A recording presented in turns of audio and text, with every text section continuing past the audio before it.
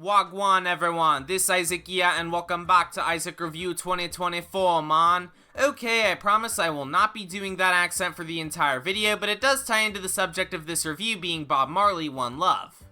Bob Marley is one of two famous musicians who I share my birthday with. He was also a reggae singer whose messages about peace and freedom revolutionized the world during a time of widespread violence and corruption in his home country of Jamaica.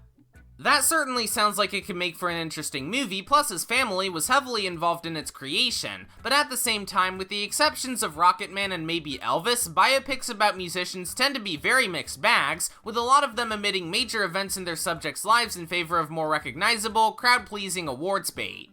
And given the mediocre reviews it's been getting, I was a bit worried about Bob Marley, One Love, but after I saw it last week, I'd actually say it was better than I was expecting. Well, kind of anyway.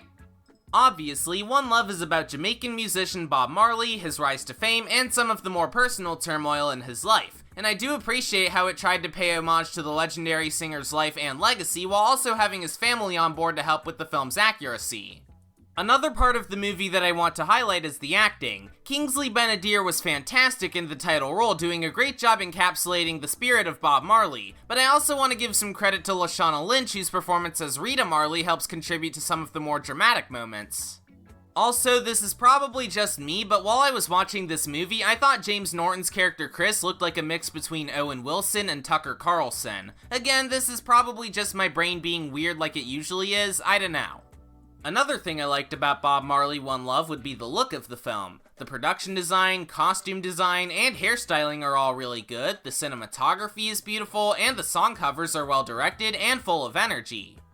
Unfortunately, the movie still suffers from a lot of the same problems plaguing a lot of other musician biopics. For one, the pacing is an absolute mess. It feels both too short and too long at the same time, mostly serving as a greatest hits playlist in terms of all the major events in Bob Marley's life, with there being a lot of scenes with nothing interesting happening and some of the drama feeling a bit over the top.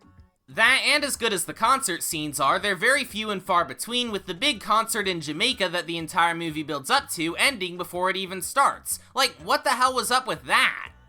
Despite those flaws, I will admit that Bob Marley, One Love was better than I was expecting it to be. But at the same time though, I wouldn't go as far and say that it's good. Even with some great acting, cinematography, and production values, it's unable to live up to the legacy of its subject due to it having some really bad pacing and confusing story decisions. If you're a fan of Bob Marley's music, I'm sure you might get something out of watching One Love, but you won't be missing out on too much if you simply wait for it to come out on streaming. I may not have shot either the sheriff or the deputy, but I'll be shooting this movie with a 6 out of 10 rating.